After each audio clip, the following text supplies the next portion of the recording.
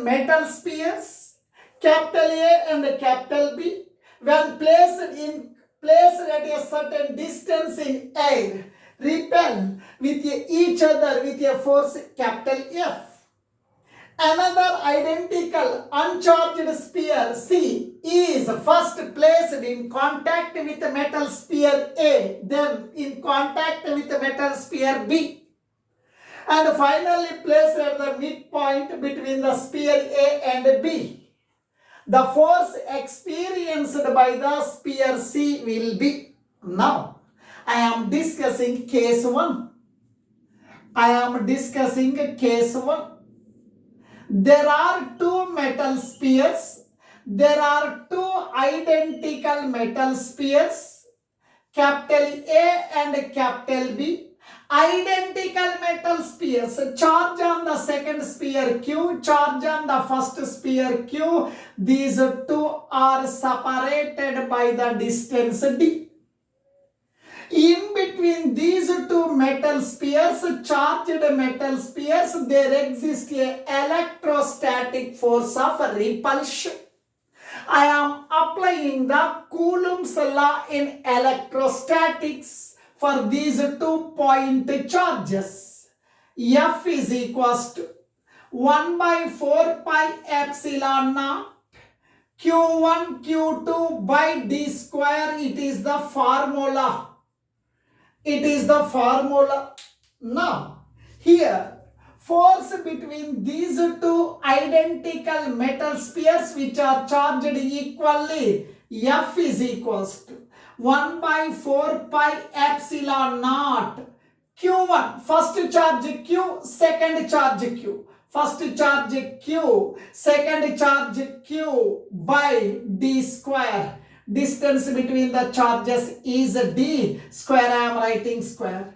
F is equals to 1 by 4 pi epsilon naught Q into Q square by D square. It is equation 1. This is the force between these two identical metal spheres separated by a distance D. After some time, uncharged identical metal sphere in contact with each other.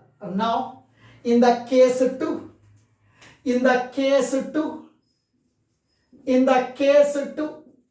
identical metal sphere in contact with the first sphere.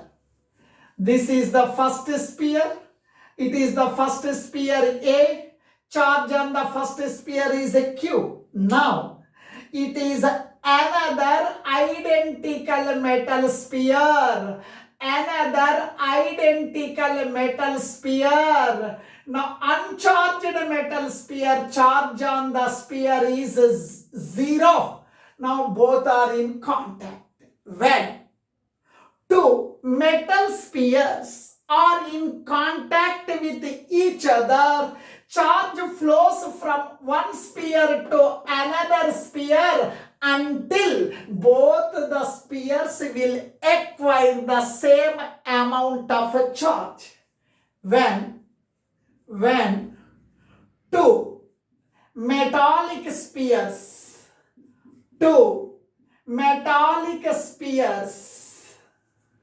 in contact with each other,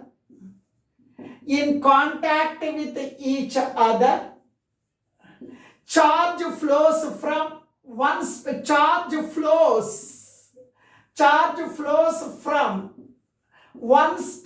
to another sphere until both the spheres acquire same amount of charge. Another sphere until both the spheres acquire same amount of charge. Now, new charge on each sphere is equals to new charge on each sphere. New charge on each sphere is equals to New charge on each sphere is equals to Q1 plus Q2 by 2. Charge on the first sphere. Charge on the first sphere is Q.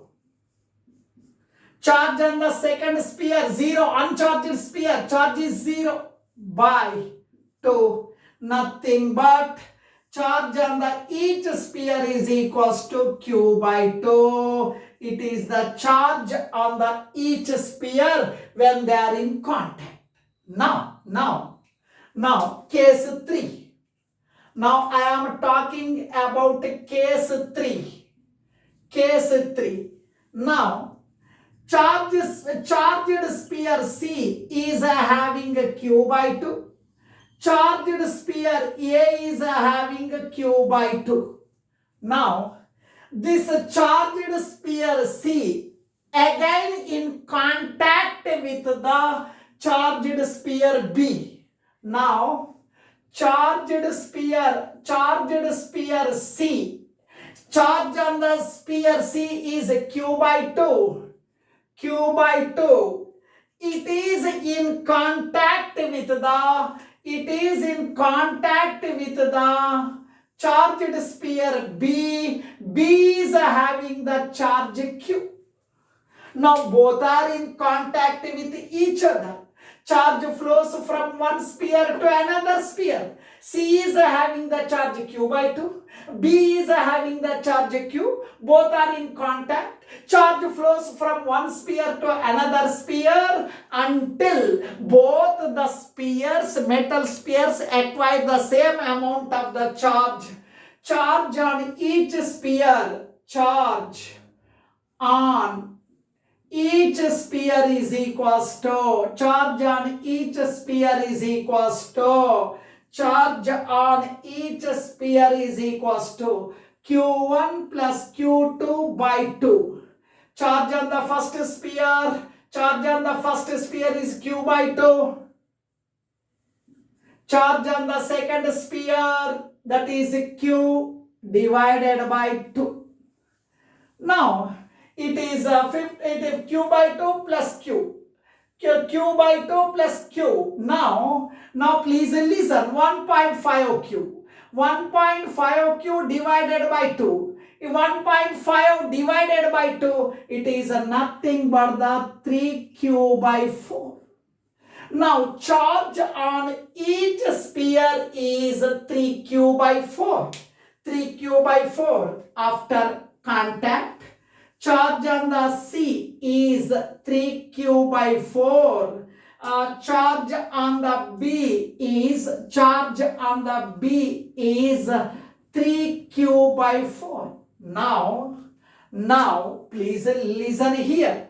Please listen. Metal sphere A, metal sphere B, metal sphere C, they are on the same straight line, and the metal sphere C is kept exactly at the midpoint of A and B. Then what is the resultant force acting on the C? They are asking.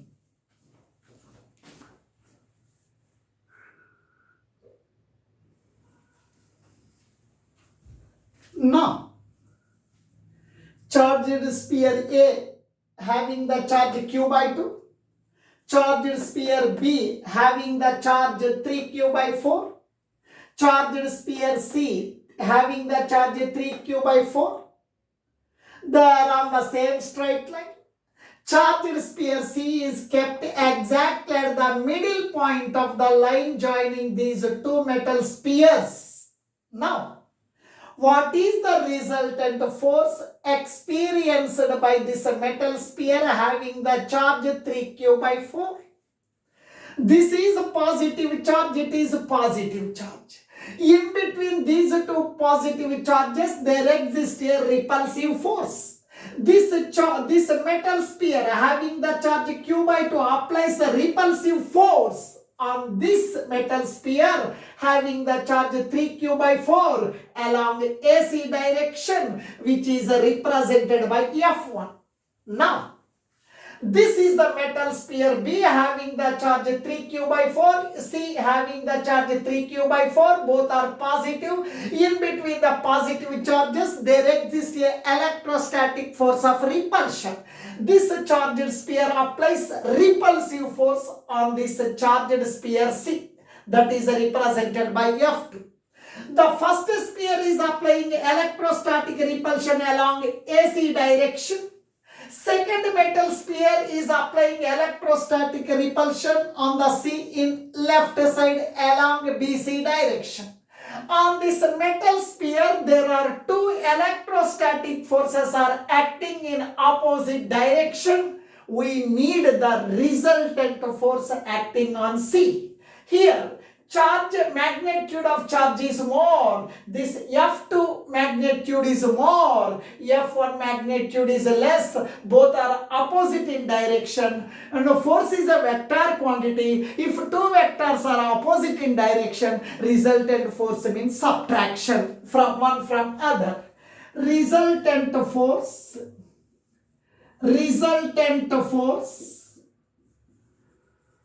acting on the charged sphere C.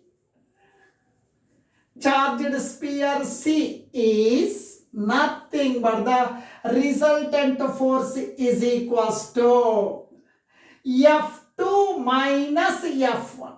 F2 minus F1. The reason is here the magnitude of these two charges is more, F2 is more. Magnitude of these two charges is less, F1 is less, more value minus less value. That the resultant force is equals to resultant force F2. Force between these two charges. I am applying Coulomb's law in electrostatics. That is, a force between these two charges.